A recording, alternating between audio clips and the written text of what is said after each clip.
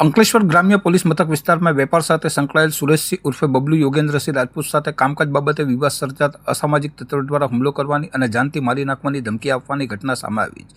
બનાવની વિગત અનુસાર સુરેશસિંહ દ્વારા રાજેશભાઈ રામજીલાલ યાદવને ચોક્કસ કામ સોંપવામાં આવ્યું હતું, પરંતુ કામ પૂર્ણ કરવા અને નાણાકીય બાબતોને લઈને બંને પક્ષો વચ્ચે ગંભીર કટોકટી અને બોલાચાલી ઊભી થઈ હતી। આ બાબતનો ખ્યાલ રાખીને ગત 20 ઓગસ્ટના રોજ બપોરના સમયે રાજેશભાઈ રામજીલાલ યાદવ, ગુડ્ડુ યાદવ, રમેશ યાદવ અને રામસિંહ યાદવ નામના 4 શખ્સોએ ગેરકાયદેસર મંડળી રચી સુરેશસિંહ પર અચાનક હુમલો કરી દીધો હતો। આ જૂથ દ્વારા કરવામાં આવેલ હુમલામાં વેપારીને શારીરિક ઇજાઓ પહોંચી હતી। એટલું જ નહીં, આરોપીઓએ હુમલા બાદ ફરિયાદીને જાનથી મારી નાખવાની તથા તેમનો ધંધો કાયમ માટે બંધ કરાવી દેવાની ગંભીર ધમકીઓ પણ આપી હતી।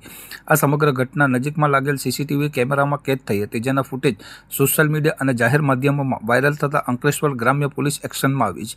ફરિયાદી સુરેશસિંહ રાજપૂતની લેખિત ફરિયાદ અને સીસીટીવી ફૂટેજ આધાર પુરાવા તરીકે મેળવીને પોલીસે ચારેય આરોપીઓ વિરુદ્ધ મારામારી, ગેરકાયદેસર રીતે ભેગા થવું તથા ધાકધમકી આપવા સહિતની વિવિધ કલમો હેઠળ ગુનો નોંધી આગળની કાયદેસરની તપાસ હાથ ધરી છે।